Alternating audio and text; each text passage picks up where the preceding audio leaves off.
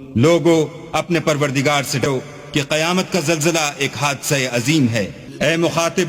جس دن تو اس کو دیکھے گا اس دن یہ حال ہوگا کہ تمام دودھ پلانے والی عورتیں اپنے بچوں کو بھول جائیں گی اور تمام حمل والیوں کے حمل گر پڑیں گے، اور لوگ تجھ کو متوالے نظر آئیں گے مگر وہ متوالے نہیں ہوں گے بلکہ عذاب دیکھ کر مدہوش ہو رہے ہوں گے۔ بے شک اللہ کا عذاب بڑا سخت عذاب ہے۔ اور بعض لوگ ایسے ہیں جو اللہ کی شان میں علم و دانش کے بغیر جھگڑتے اور ہر شیطان سرکش کی پیروی کرتے ہیں، جس کے بارے میں لکھ دیا گیا ہے کہ جو اسے دوست رکھے گا تو وہ اس کو گمراہ کر دے گا اور دوزخ کے عذاب کا رستہ دکھائے گا۔ لوگو، اگر تم کو مرنے کے بعد جی اٹھنے میں کچھ شک ہو تو ہم نے تم کو پہلی بار بھی تو پیدا کیا تھا، یعنی ابتدا میں مٹی سے، پھر اس سے نطفہ بنا کر، پھر اس سے خون کا لوتھڑا بنا کر، پھر اس سے بوٹی بنا کر، جس کی بناوٹ کامل بھی ہوتی ہے اور ناقص بھی، تاکہ تم پر اپنی خالقیت ظاہر کر دیں،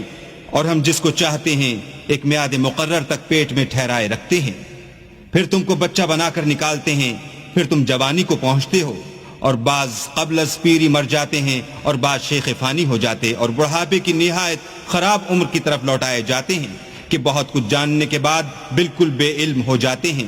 اور اے دیکھنے والے، تو دیکھتا ہے کہ ایک وقت میں زمین خشک پڑی ہوتی ہے، پھر جب ہم اس پر مہ برساتے ہیں تو وہ شاداب ہو جاتی اور ابھرنے لگتی ہے اور طرح طرح کی بارونق چیزیں اگاتی ہے۔ ان قدرتوں سے ظاہر ہے کہ اللہ ہی قادر مطلق ہے جو برحق ہے، اور یہ کہ وہ مردوں کو زندہ کر دیتا ہے، اور یہ کہ وہ ہر چیز پر قدرت رکھتا ہے، اور یہ کہ قیامت آنے والی ہے، اس میں کچھ شک نہیں، اور یہ کہ اللہ سب لوگوں کو جو قبروں میں ہیں جلا اٹھائے گا۔ اور لوگوں میں کوئی ایسا بھی ہے جو اللہ کی شان میں بغیر علم و دانش کے اور بغیر ہدایت کے اور بغیر کتاب روشن کے جھگڑتا ہے اور تکبر سے گردن موڑ لیتا ہے تاکہ لوگوں کو اللہ کے رستے سے گمراہ کر دے، اس کے لیے دنیا میں ذلت ہے، اور قیامت کے دن ہم اسے عذاب آتش سوزاں کا مزہ چکھائیں گے۔ اے سرکش، یہ اس کفر کی سزا ہے جو تیرے ہاتھوں نے آگے بھیجا ہے، اور اللہ اپنے بندوں پر ظلم کرنے والا نہیں۔ اور لوگوں میں بعض ایسا بھی ہے جو کنارے پر کھڑا ہو کر اللہ کی عبادت کرتا ہے، اگر اس کو کوئی دنیاوی فائدہ پہنچے تو اس کے سبب مطمئن ہو جائے، اور اگر کوئی آفت پڑے تو منہ کے بل لوٹ جائے، یعنی پھر کافر ہو جائے۔ اس نے دنیا میں بھی نقصان اٹھایا اور آخرت میں بھی، یہی تو نقصان صریح ہے۔ یہ اللہ کے سوا ایسی چیز کو پکارتا ہے جو نہ اسے نقصان پہنچائے اور نہ فائدہ دے سکے، یہی تو پرلے درجے کی گمراہی ہے۔ بلکہ ایسے شخص کو پکارتا ہے جس کا نقصان فائدے سے زیادہ قریب ہے، ایسا دوست بھی برا اور ایسا ہم صحبت بھی برا۔ جو لوگ ایمان لائے اور عمل نیک کرتے رہے، اللہ ان کو بہشتوں میں داخل کرے گا جن کے نیچے نہریں چل رہی ہیں۔ کچھ شک نہیں کہ اللہ جو چاہتا ہے کرتا ہے۔ جو شخص یہ گمان کرتا ہو کہ اللہ اس کو دنیا اور آخرت میں مدد نہیں دے گا، تو اس کو چاہیے کہ اوپر کی طرف یعنی اپنے گھر کی چھت میں ایک رسی باندھے، پھر اس سے اپنا گلا گھونٹ لے، پھر دیکھے کہ آیا یہ تدبیر اس کے غصے کو دور کر دیتی ہے۔ اور اسی طرح ہم نے اس قرآن کو اتارا ہے جس کی تمام باتیں کھلی ہوئی ہیں، اور یہ یاد رکھو کہ اللہ جس کو چاہتا ہے ہدایت دیتا ہے۔ جو لوگ مومن یعنی مسلمان ہیں اور جو یہودی ہیں اور ستارہ پرست اور عیسائی اور مجوسی اور مشرک،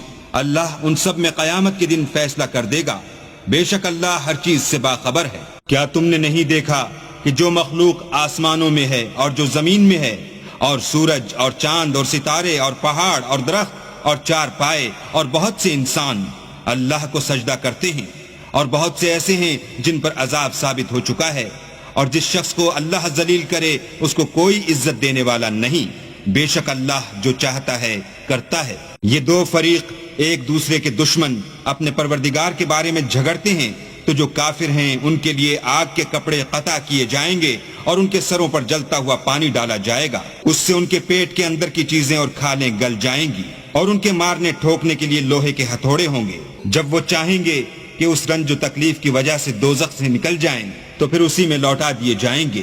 اور کہا جائے گا کہ جلنے کے عذاب کا مزہ چکھتے رہو۔ جو لوگ ایمان لائے اور عمل نیک کرتے رہے، اللہ ان کو بہشتوں میں داخل کرے گا جن کے نیچے نہریں بہ رہی ہیں، وہاں ان کو سونے کے کنگن پہنائے جائیں گے اور موتی، اور وہاں ان کا لباس ریشمی ہوگا، اور ان کو پاکیزہ کلام کی ہدایت کی گئی